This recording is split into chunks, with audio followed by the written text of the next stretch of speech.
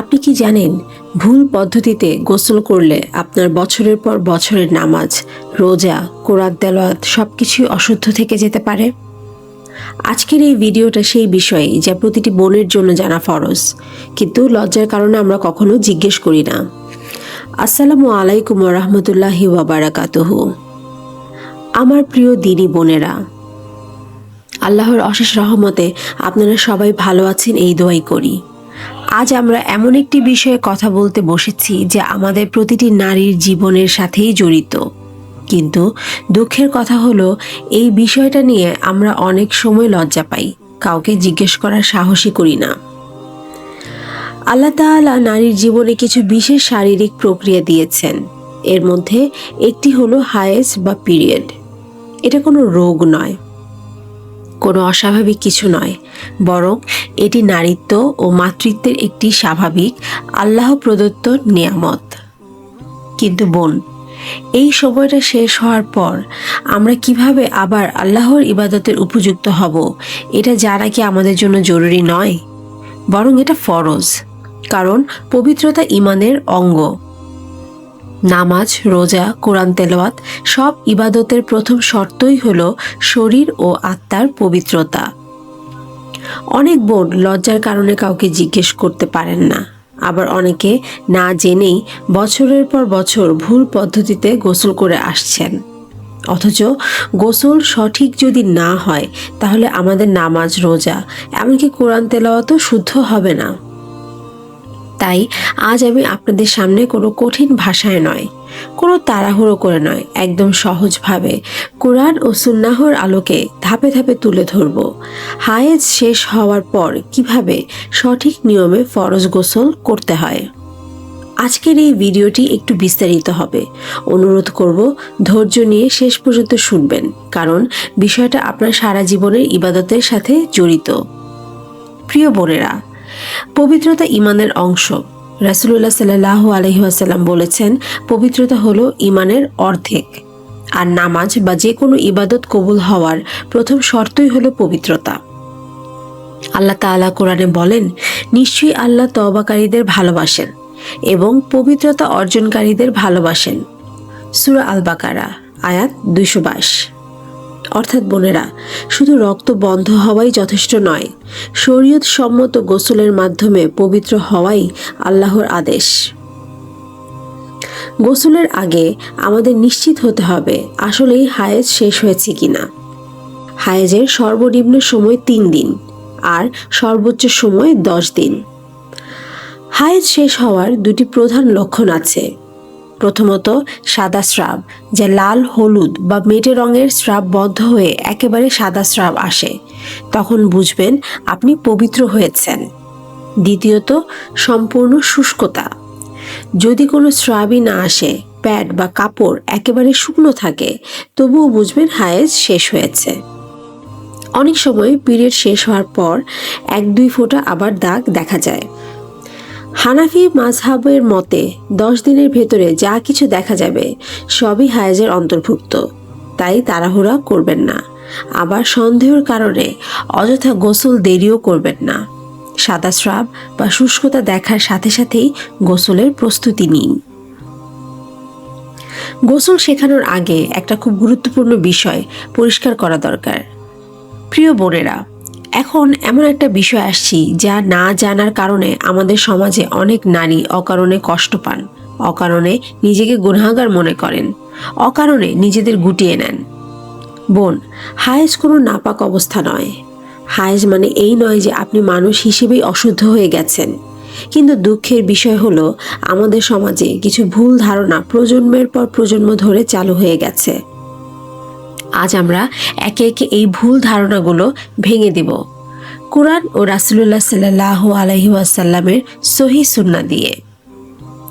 প্রথম ভুল হলো হায়েজ অবস্থায় রান্না করা যাবে না। অনেক বোন মনে করেন হায়েজ অবস্থায় রান্না করলে খাবার নাপাক হয়ে যায়। প্রিয় বোন, এর কোনো ভিত্তি নেই। হাদিসে আছে, আয়েশা রাদিয়াল্লাহু আনহা বলেন, আমি হায়েজ অবস্থায় রাসূলুল্লাহ সাল্লাল্লাহু আলাইহি ওয়াসাল্লামের জন্য খাবার প্রস্তুত করতাম। সহিহ মুসলিম। যদি হায়েজ অবস্থায় রান্না না জায়েজ হতো তাহলে রাসূলুল্লাহ সাল্লাল্লাহু আলাইহি ওয়াসাল্লাম কখনোই তা গ্রহণ করতেন না।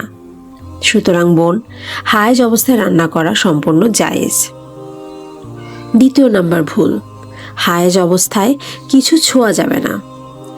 কিছু পরিবারে দেখা যায় হায়েজ হলে নারীকে আলাদা বসানো হয়, বাচ্চা কোলে নিতে দেওয়া হয় না, কাপড়, থালা, পানির গ্লাস সব আলাদা রাখা হয়। বোন, এটা ইসলাম নয়, এটা অজ্ঞতা। আয়েশা রাদিয়াল্লাহু আনহা বলেন, আমি হায়েজ অবস্থায় রাসূলুল্লাহ সাল্লাল্লাহু আলাইহি ওয়াসাল্লামের চুলে তেল দিয়ে দিতাম। সহিহ বুখারী। একবার ভেবে দেখুন, যদি হায়েজে নারী নাপাক হতো তাহলে নবী সাল্লাল্লাহু আলাইহি ওয়াসাল্লাম নিজেই দূরে থাকতেন। সত্য হলো হায়েজ অবস্থায় নারী নিজে নাপাক নয়, বরং একটি নির্দিষ্ট অবস্থার মধ্যে থাকে। তৃতীয় নাম্বার ভুল, স্বামীর সাথে এক বিছানায় শোয়া যাবে না। এই ভুল ধারণাটা সবচেয়ে বেশি কষ্টদায়ক। অনেক নারী বলেন, এই সময় স্বামী আমার পাশে শোয় না, কিন্তু রাসূলুল্লাহ সাল্লাল্লাহু আলাইহি ওয়াসাল্লাম কি করতেন? আয়েশা রাদিয়াল্লাহু আনহা বলেন, আমি হায়েজ অবস্থায় রাসূলুল্লাহ সাল্লাল্লাহু আলাইহি ওয়াসাল্লামের সাথে একই বিছানায় ঘুমাতাম। সহিহ বুখারী ও মুসলিম। হ্যাঁ, শুধু সহবাস নিষেধ, কিন্তু ভালোবাসা, কথা বলা, একসাথে থাকা সবই হালাল। বোন, ইসলাম নারীকে দূরে ঠেলে দেয়া নয়, ইসলাম নারীকে সম্মান দেয়। চতুর্থ নাম্বার ভুল, হায়েজ অবস্থায় সবসময় নীরব থাকতে হবে। কিছু বোন মনে করেন এই সময় দোয়া করা যাবে না, জিকির করা যাবে না, কিছুই করা যাবে না। এটা ভুল। রাসূলুল্লাহ সাল্লাল্লাহু আলাইহি ওয়াসাল্লাম বলেছেন, আমি আল্লাহর জিকির ছাড়া কোনো সময় থাকি না। সহিহ মুসলিম। হায়েজ অবস্থায় দোয়া করা যাবে, জিকির করা যাবে, দুরূদ পড়া যাবে, ইসলামী কথা বলা যাবে, শুধু নামাজ, রোজা আর কোরআন স্পর্শ করা যাবে না। এবার অনেকে জিজ্ঞেস করেন, রক্ত বন্ধ হলে কি নামাজ পড়া যাবে? না বোন, রক্ত বন্ধ হলেও গোসল করা ফরজ। আল্লাহ বলেন, পবিত্র না হওয়া পর্যন্ত নামাজের কাছে যেও না। গোসল না করা অবস্থায় নামাজ পড়া যাবে না, কোরআন স্পর্শ করা যাবে না, মসজিদে প্রবেশ করা যাবে না। তাই নিজেকে আল্লাহর প্রিয় বান্দা হিসেবে উপস্থাপন করতে এই গোসলটি অত্যন্ত জরুরি। বোন, সাধারণ গোসল আর ফরজ গোসলের মধ্যে পার্থক্য আছে। আপনি যদি শরীরে বালতি বালতি পানি ঢালেন কিন্তু শরীরের নির্দিষ্ট কিছু জায়গায় পানি না পৌঁছায়, তাহলে ফরজ গোসল আদায় হবে না। গোসলের ফরজ মাত্র 3টি, এগুলো ভালো করে মনে রাখবেন।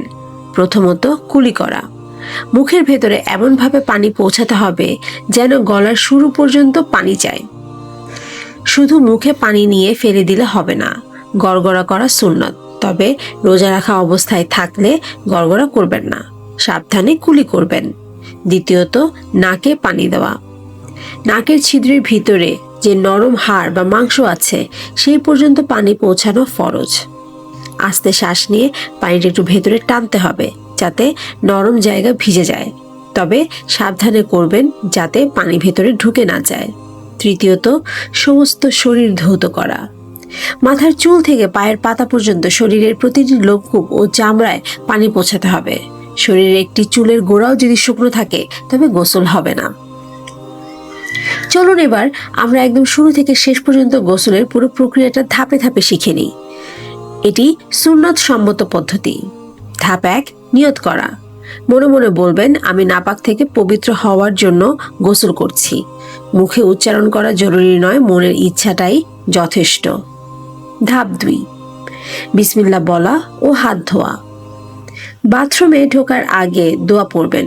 এরপর গোসল শুরু করার সময় বিসমিল্লাহ বলে 2 হাতের কবজি পর্যন্ত ভালোভাবে ধুয়ে নেবেন। জায়গাটি অপবিত্র হলে বিসমিল্লাহ মনে মনে বলে শ্রেয়। তৃতীয় ধাপ, নাপাকি পরিষ্কার করা।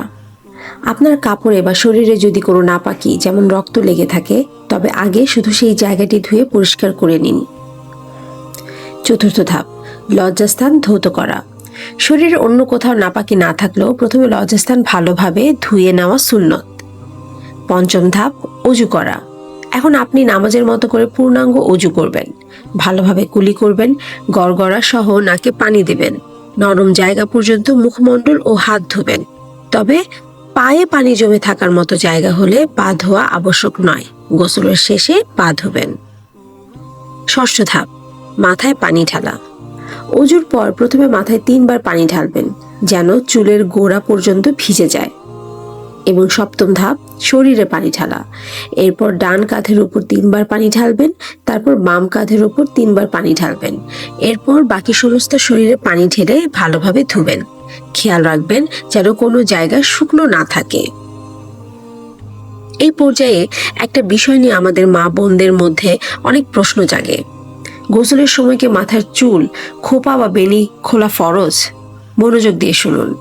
যদি চুলে বেনি করা বা শক্ত করে বাঁধা থাকে এবং আপনি নিশ্চিত হন যে বেনি না খুলেই চুলের গোড়ায় অর্থাৎ মাথার চামড়ায় পানি পৌঁছানো সম্ভব, তাহলে বেনি খোলার প্রয়োজন নেই।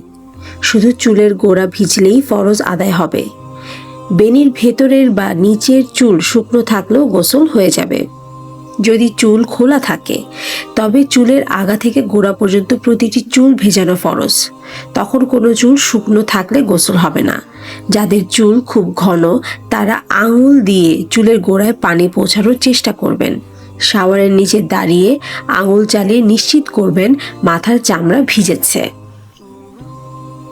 গোসলের সময় অজান্তেই আমরা কিছু ভুল করে ফেলি যা গোসলকে বাতিল করে দিতে পারে। এই বিষয়গুলো ভালো করে শুনুন। প্রথমত, নখে নেল পলিশ থাকলে পানি নখ পর্যন্ত পৌঁছায় না, তাই গোসলের আগেই নেল পলিশ রিমুভার দিয়ে তা তুলে ফেলতে হবে। মেহেদির রং থাকলে সমস্যা নেই। দ্বিতীয়ত, কানে বা নাকে ছিদ্র থাকে, গয়না পরা থাকে, গয়না নেড়ে চেড়ে ছিদ্রর ভিতরে পানি পৌঁছাতে হবে। গয়না খুব টাইট হলে তা খুলে পানি পৌঁছাতে হবে, এটাই ফরজ। তৃতীয়ত, নাভি ও বগলের নিচে অনেক সময় পানি পৌঁছায় না, হাত দিয়ে এই জায়গাগুলো ভিজিয়ে নিন। চতুর্থত, চোখে বা মুখে যদি ওয়াটারপ্রুফ মেকআপ থাকে, যেমন ওয়াটারপ্রুফ মাস্কারা, তা অবশ্যই তুলে ফেলতে হবে, কারণ এটা পানি আটকায়। পঞ্চমত, গোসলের জায়গা থেকে একটু সরে গিয়ে পা ধুতে হবে। আলহামদুলিল্লাহ, এখন আপনি সম্পূর্ণ পবিত্র। গোসল শেষ করে শরীর মুছে পরিষ্কার কাপড় পরে নিন। মনে রাখবেন, গোসলের ভেতরেই যেহেতু অজু হয়ে গেছে, তাই নতুন করে অজু করার প্রয়োজন নেই। যদি না অজু ভঙ্গের কোনো কারণ ঘটে, আপনি এই গোসল দিয়েই সরাসরি নামাজ পড়তে পারবেন, কোরআন তেলাওয়াত করতে পারবেন। গোসলের পর দ্রুত নামাজ আদায় করে আল্লাহর কাছে শুকরিয়া আদায় করুন যে তিনি আপনাকে সুস্থতা ও পবিত্রতা দান করেছেন। প্রিয় বোন, এতক্ষণ ধরে এতগুলো নিয়ম শুনে হয়তো আপনার মনে একটু ক্লান্তি এসেছে। হয়তো মনে হচ্ছে সব মনে রাখা কি সম্ভব? বিশ্বাস করুন বোন, আল্লাহ তাআলা দিনকে আমাদের জন্য কঠিন করেননি, তিনি সহজ করেছেন। মূল কথা একটাই, সতর্কতার সাথে সারা শরীরে পানি পৌঁছানো। আপনি যখন নিয়মিত এই নিয়মে ফরজ গোসল করতে শুরু করবেন, ইনশাআল্লাহ এটা আপনার অভ্যাসে পরিণত হয়ে যাবে। লজ্জা পেয়ে না জেনে ভুল আমল করার চেয়ে জেনে নিয়ে সঠিক আমল করা আল্লাহর কাছে অনেক বেশি প্রিয়। কারণ আল্লাহ তাআলা নিজেই বলেছেন তিনি পবিত্রতা অর্জনকারীদের ভালোবাসেন। হয়তো আজকের এই ভিডিওটা আপনার নিজের জন্য অথবা আপনার মা, বোন, বান্ধবীর জন্য একটা বড় উপকারের কারণ হয়ে যাবে। তাই অনুরোধ রইল, এই ভিডিওটা তাদের সাথে শেয়ার করুন। হতে পারে এটাই আপনার জন্য একটা সদকায়ে জারিয়া হয়ে থাকবে। আর যদি কোনো বিষয় বুঝতে অসুবিধা হয়, মনে কোনো প্রশ্ন আসে, লজ্জা না পেয়ে ভদ্র ও শালীন ভাষায় কমেন্ট বক্সে লিখে জানাবেন। ইনশাআল্লাহ সাধ্যমতো উত্তর দেওয়ার চেষ্টা করব।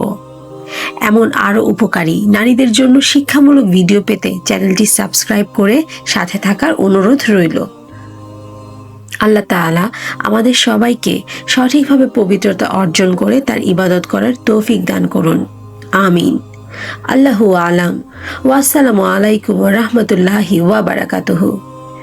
পবিত্রতা ঈমানের অর্ধেক, সঠিক জ্ঞানই সঠিক ইবাদতের চাবিকাঠি।